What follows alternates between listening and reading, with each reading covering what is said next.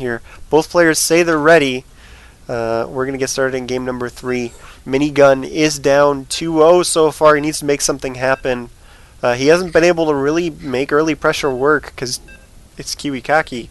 So maybe, I don't know, what can he do here? 4 Warp Gate didn't work out so well just because of the way that Kiwikaki times out his opening build. And Kiwikaki wound up beating 4 Gate with 3. Granted, he got up to Blink, which makes a really big difference, but he was able to hold off the 4 Gate with 3 Gates very easily. And honestly, I think what Mini's best shot here is going to be is probably to take the game back to Kiwi. So do something like Dark Templar, where you were seeing Kiwikaki go into Twilight Council.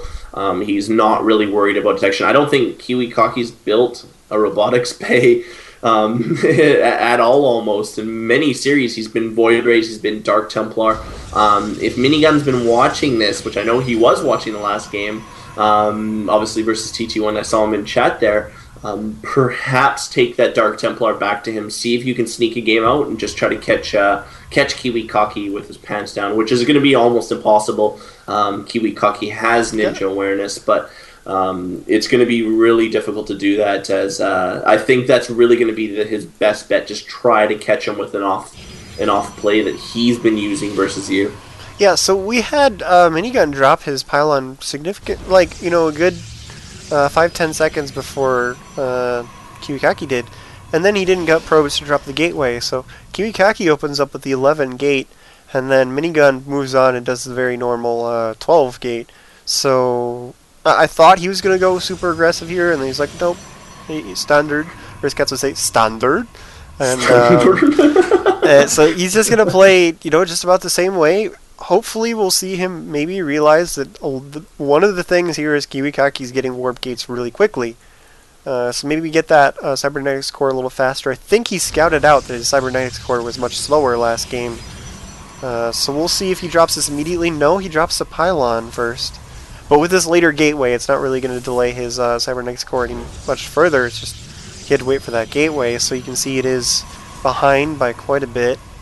And basically with that timing difference here, Kiwikaki can throw one less warp gate, one less chrono boost in his warp gates, and they finish at the same time, which is what we saw happen in the last game. So he's got a couple more probes, and that's what's really helping him hold off these more gateway pushes with less. So, things are looking just about the same as in the previous games so far. Minigun really needs to try something different, but I haven't seen any signs of him doing that just yet. But it's still a little early. He might throw something else into the equation here in a moment. Yeah, definitely, and it's going to be it's going to be interesting to see what he does follow up with. Both players kind of mirroring each other's builds now in the production queue. Just a few seconds on each of the differences there. Pylon versus gateway there. Obviously, for Minigun, he is going to get a second pylon started at the front. Still only on 1 gate. Kiwi is throwing down that second gate there. So a little bit of reversal in colors. I don't know if you guys picked that up. I think we might have missed it. Purple is Kiwikaki is wearing the purple on the western side of the map here. On the eastern side of the map, Mini is in the teal Protoss. So Kiwi was gold the last couple of games. So there's a little bit of a change there.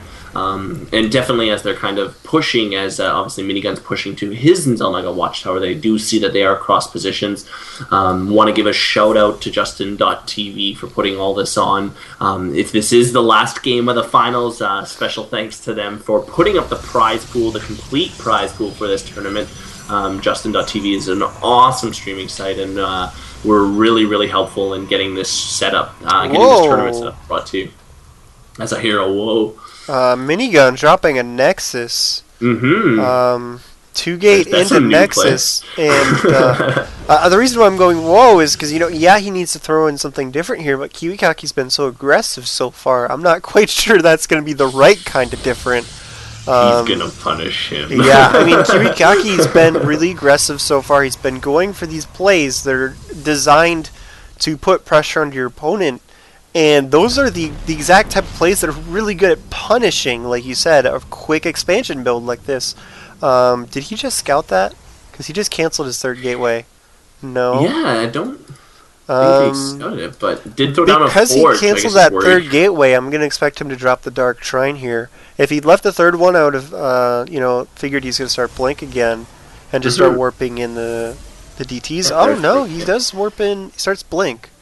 Yeah. So Forge and a photon cannon for Mini, so it won't be as easy if he did go to DT yeah, but tech that's there. a lot of minerals invested here. Like 300 minerals into like static defense. And if Kiwi makes a really good play, he'll be able to get up that ramp anyway using blink. Like if he scouts that cannon, he can start getting hallucinate on his cybernetics core, and then be able to get up there anyway. There's a robotics facility on the way, so he'll be able to get an observer and blink up the cliff.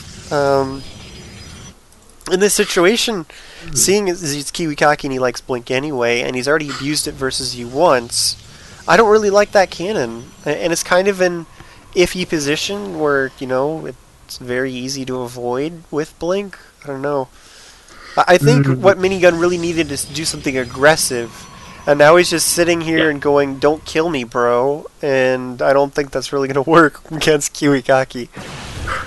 Yeah, no, that's exactly it. I think, obviously, as Kiwikaki is going to push in here, he's going to see that cannon. Not sure if it's going to turn him.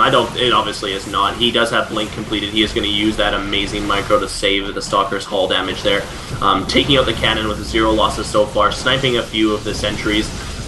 Just Minigun trying to push in there, trying to deny the Stalkers from blinking back. But Kiwi not really allowing it. A pretty good trade here. Mini suffering the battery of losses there as he is trying to reinforce. That was Kiwi not really letting up though. That was a nice turnaround by Kiwikaki. Mini though, he started focusing the Stalkers that had blinked out as they came back in. Yeah. It was really nice controlling. Don't see players do that very often, but on Stalker and Stalker fights, that can be very effective. Kiwikaki's going to keep up the pressure though, because he wants to get in here and do damage before this expansion kicks in, before Minigun can drop extra gateways.